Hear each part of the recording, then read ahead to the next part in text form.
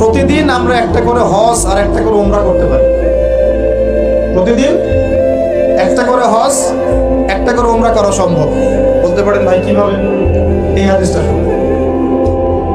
আল্লাহর নবী মুহাম্মদ সাল্লাল্লাহু আলাইহি ওয়াসাল্লাম বলেছেন, আমি এবার সবগুলো বলতে গেলে অনেক সময় যাবে, সংক্ষিপ্ত করে বলছি।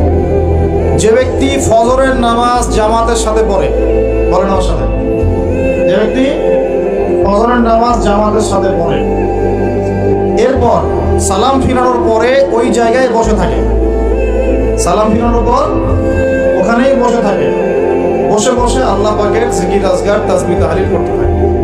ধরেন আপনি আয়াতুল কুরসি পড়লেন, তিন কুল পড়লেন, ঠিক আছে, আপনি সুবহানাল্লাহ পড়ছেন, আলহামদুলিল্লাহ পড়ছেন, আল্লাহু আকবার পড়ছেন, মানে যেগুলো জিকির আজগার, মাসনুন জিকির আজগার, যেগুলো অথেন্টিক প্রমাণিত। প্রয়োজনে বসে কোরআন তেলাওয়াত করলেন, কিছুক্ষণ আল্লাহর কাছে দোয়া করলেন, এভাবে হতে পারে।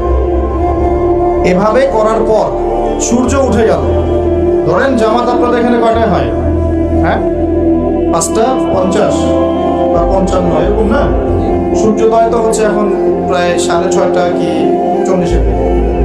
ধরেন 7টা পর্যন্ত আপনি জিকির আজগার করলেন, নামাজ ধরলেন, ধরে সকাল 7টা পর্যন্ত ওইখানেই আপনি আছেন মসজিদে, জিকির আজগার করছেন, তাসবিহ তাহলিল করছেন, কোরআন তেলাওয়াত করছেন, একটু দোয়া করছেন, ঠিক আছে? এই সময়টা কাজে লাগলেন। সূর্য উঠে গেল, ওঠার পরে আপনি মাত্র 2 রাকাত নামাজ পড়লেন। এই নামাজটাকে বলে ইশরাকের নামাজ। কিসের নামাজ? ইশরাক।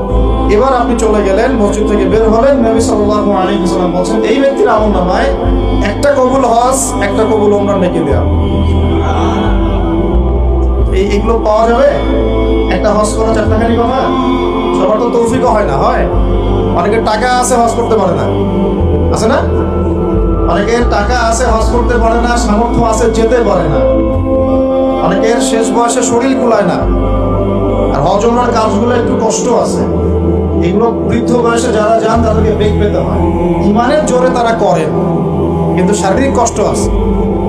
এই কাজগুলো যুবক বয়সী করা উচিত। আল্লাহ পাক আমাদের সবাইকে যৌবনে হজ করার তৌফিক দান।